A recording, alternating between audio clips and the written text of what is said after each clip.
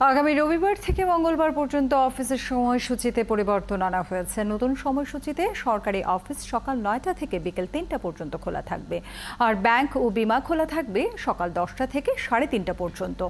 শনিবার নতুন এই সময়সূচির কথা জানান জনপ্রশাসন মন্ত্রী ফরহাদ হোসেন। দেশের পরিস্থিতি স্বাভাবিক হতে শুরু করেছে, চলমান কারফিউর সময়সীমা শিথিল করেছে সরকার। এই অবস্থায় সরকারি বেসরকারি অফিসের সময়ও বাড়ানো হচ্ছে।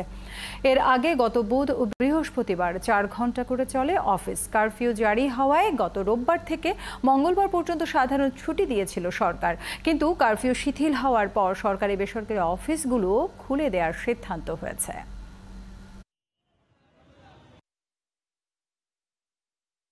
আমাদের সিদ্ধান্ত হচ্ছে আগামী কালকে অর্থাৎ রবিবার, পরশু সোমবার এবং তারপরের দিন মঙ্গলবার অর্থাৎ 28, 29, 30 এই 3 দিন অফিস শুরু হবে সকাল 9টা এবং শেষ হবে বিকাল 3টায়।